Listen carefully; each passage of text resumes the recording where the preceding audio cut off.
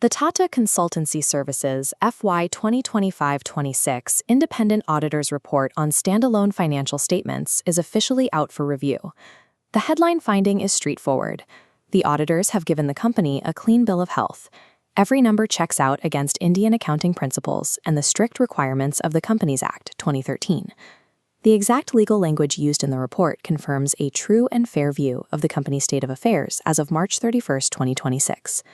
That assessment covers the entire financial spectrum, measuring profit, comprehensive loss, changes in equity, and the final cash flows. The report contains 0 modifications and 0 qualifications. The auditors found no material deviations in the data. For a global IT services giant handling billions in contracts, achieving this opinion requires passing a rigorous stress test of the firm's forward-looking estimation systems.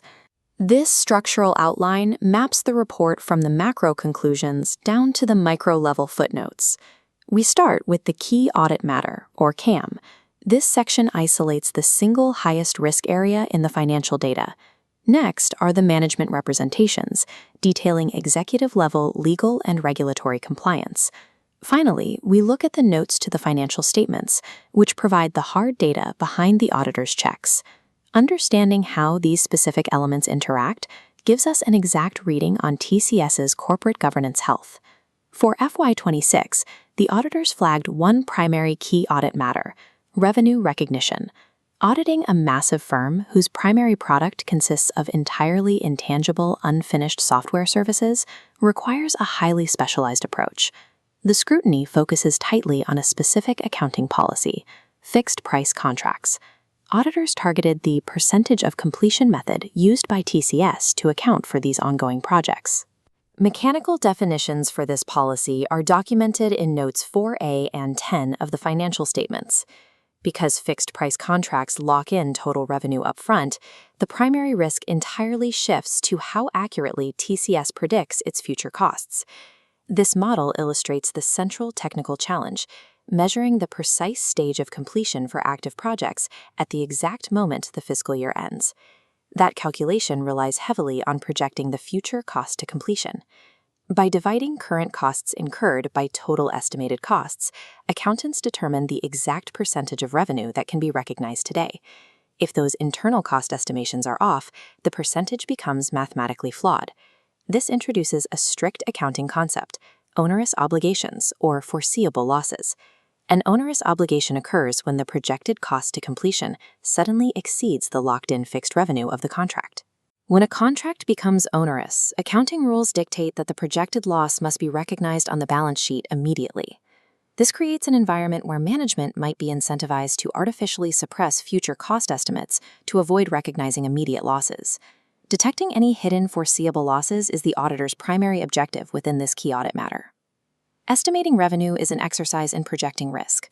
To verify the numbers, auditors must audit the specific systems generating them, not just the final spreadsheet.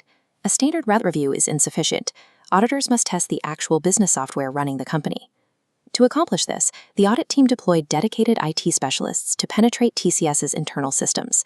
They started by thoroughly testing the foundational logic behind the initial cost budgets. Next, they verified the digital tracking of ongoing resource allocation to live projects.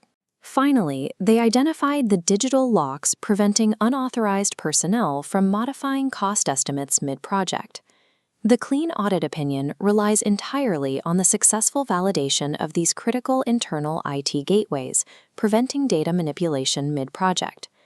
Beyond the quantitative mechanics of revenue estimation, the audit also establishes a strict corporate governance perimeter through mandatory management representations.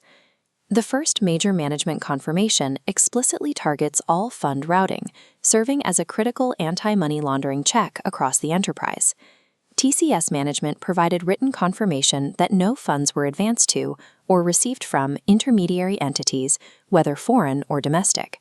This confirms no funds were secretly channeled to ultimate beneficiaries or used to establish illicit guarantees. The second major representation verifies that none of the active directors were legally disqualified from their roles as of March 31, 2026.